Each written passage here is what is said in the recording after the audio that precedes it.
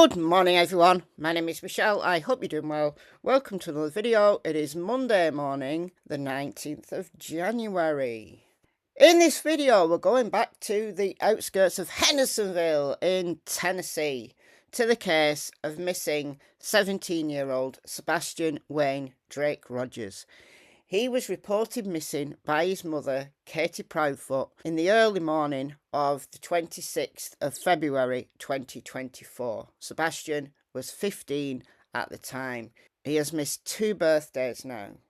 Where is Sebastian Rogers? Sebastian hasn't been forgotten, and despite the circus that has gone on in his case, there are genuine people still working to locate Sebastian and find out what happened to him. One of those people is PI SF Investigates, Steve Fisher, and he has shared in the last few hours on his Twitter some more footage which is absolutely fascinating. It's yet more evidence that Sebastian was in a particular location on the construction site. Let's talk about it.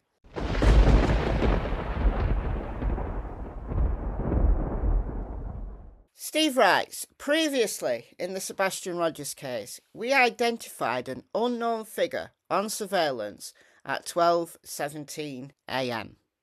This is the person I call Shadow Man. As far as we are aware, Shadow Man has never been identified. He's not the same person as a man out walking his dog around the same time. Completely different people. Shadow Man is seen, this is at the top of Kelling Lane, in approximately this area here.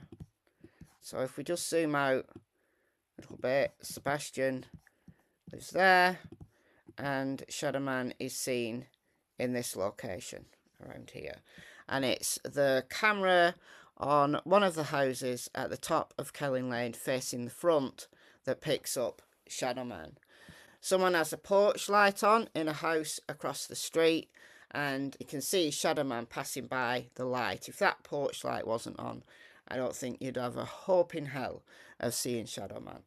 But there he is at 12:17 a.m. on the 26th of February. So this would just be minutes after Katie went to bed. Katie claims that she went to bed around midnight, so plenty of time for Sebastian, if this is indeed Sebastian, and I believe it is, to slip out. So he hears his mother go to bed. You know, he's waiting, he's ready to go out. He hears his mother go to bed, leaves it a few minutes, and then he creeps out via the front door.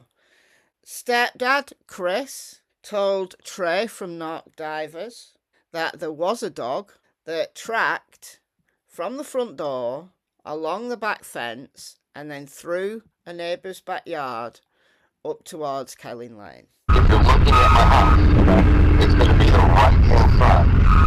The dog goes all the way down the fence, the dog comes all the way back up into the yard, and then it cuts that diagonal to the house next door us through the back door. And that is the place in which the dogs take off. Now after that, that's where they get over to the labor, go up Kelling, and head over to the other subdivision. Okay. That's what Chris said, but because of the circus, because of the divisiveness of this case, a lot of people don't believe a word Chris says. That's fine. That's up to you. We can concentrate on the surveillance camera footage, which is undeniable. Absolutely undeniable. You can see it with your own eyes. Okay, back to Steve's post here. The following morning at approximately 8:30 a.m, a canine tracked to that exact location. Indeed, the dog and 2 humans, they appear from between these houses, so I think they must have been kind of walking up here through the yards, and they appear through here. It's the exact same location where 8 hours previous Shadow Man had been spotted. Exact same location. You can see, same camera, same angle, everything. The dog comes into view, puts his nose down, and then sets off at a trot. And then the camera at the back of this house at the top of Kellin picks up the story from there.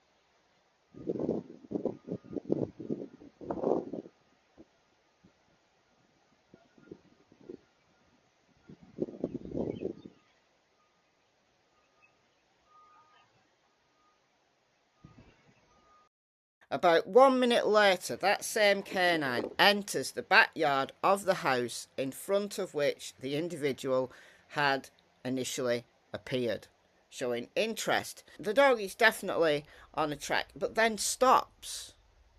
Just stops. Why? We don't know.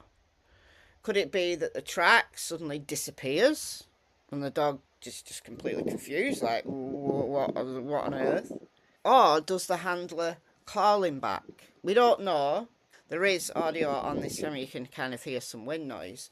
You can't hear anything that the handlers are saying. So he's told to stop and then he's called back. We don't know the answer to that. Presumably, if they called him back, it's because this is private property. They don't have permission to be there.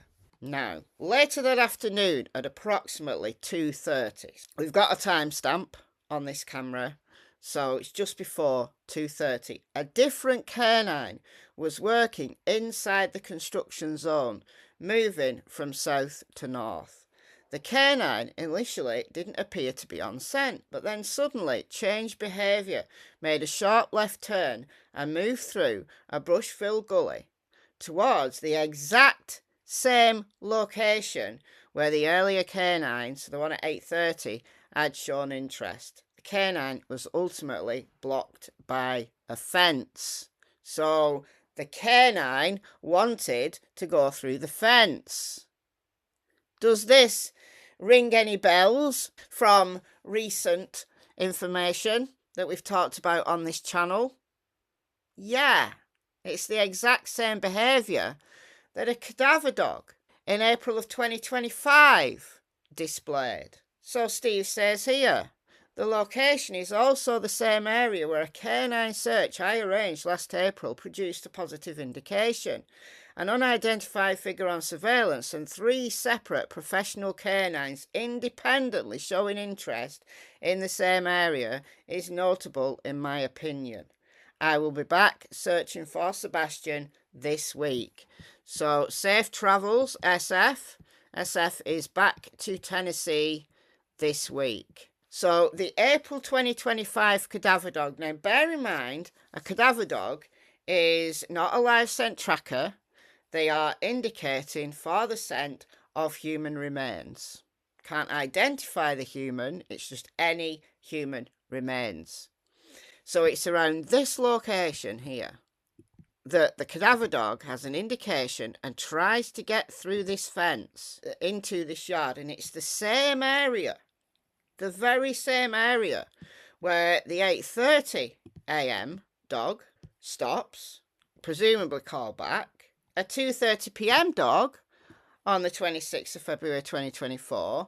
These both being live scent trackers, the bloodhound at 8:30 and the dog at 2:30. It shows interest and leads the handlers to the fence. And then, over a year later, a cadaver dog also leads handlers and indicates in exact same area and tries to get through the fence. What's going on? You want to see this footage, don't you? Okay, let's watch it. So I'm playing it in its entirety first, and then I'm going to play it a couple more times zoomed in. It's difficult to see, when it's like the original footage. And you can see here 2:26, 2024 at 14:22. So that's 22 minutes past 2. So just before 2:30. So let's play it here. Now, this is the original. You can see there's a person there. So this is a construction site. This is the same camera. You can see it's exactly the same angle as the footage from 8:30 a.m. And it is difficult to see because of these trees and bushland here. So there is the person. There's actually two people out there.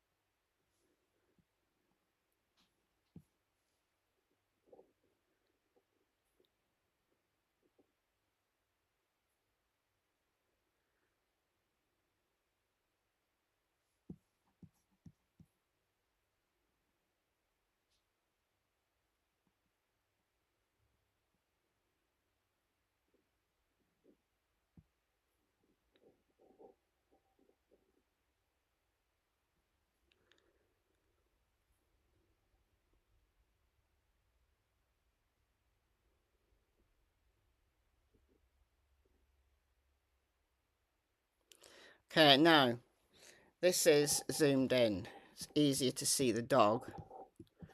Now we've zoomed in. So we've got person there, person there.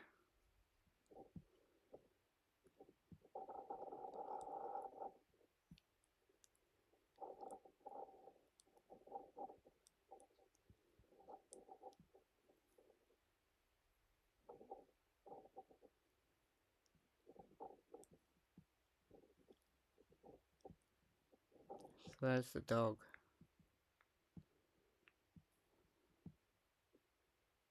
If only these trees weren't in the way. You wouldn't be able to see this at all if there was leaves on them. So the dog's moving around, kind of in this area, doing a bit of quartering. So that zigzag motion is quartering. So it's when there's something interesting, the dog's trying to locate something, they quarter. They know that there's a scent there. But then the dog is now on a straight line track, heading down to here. So we kind of lose it. But heading, it's gone back up to the handler.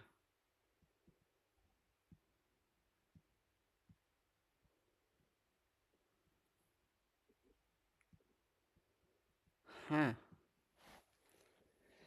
So I've zoomed in a little bit more here. So again, you can see the movement through the trees.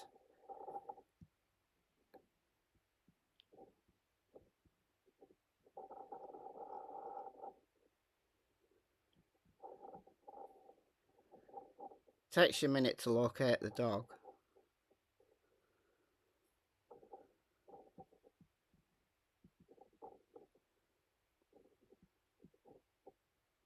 There's the dog. I can't work out what breed the dog is from this.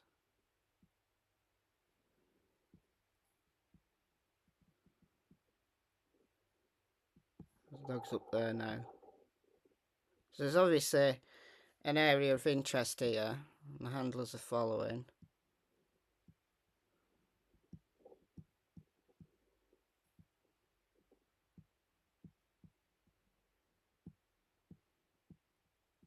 So watch, makes a beeline. Makes a beeline down to this fence area. Interesting. So what we've got, what it looks like to me anyway, as someone who trains dogs, what it looks like is there is an area of interest in this area, but the dog can't quite locate the scent at first, so does a bit of quartering, which is the zigzagging stuff. Ella's becoming a master quarter her. Cassie doesn't quarter quite so much. Cassie relies a lot on her scent, but different dogs work in different ways. But anyway, so it's showing this kind of mild interest, and then it makes a beeline. And if we just go back to here and move it really slowly, so we get this there, and then it's at that point, so it's gone back up, come back round, and then makes a beeline. You can tell the speed changes, makes a beeline for that fence area. Can you see? It goes right down. It goes right down to this fence area here. And then presumably gets called back up by the handler. And then they move off. Interesting. Very, very interesting. So why, I'm asking, why wasn't more made of this at the time?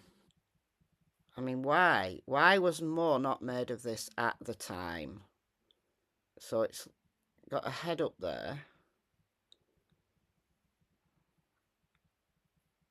So it goes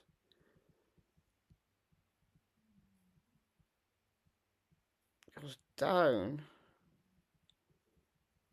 goes back up to here,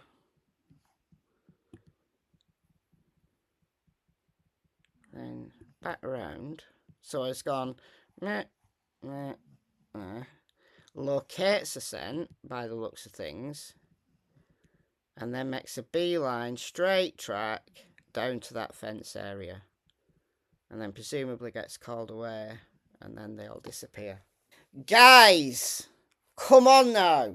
How much more of a coincidence is it? Look, come on now.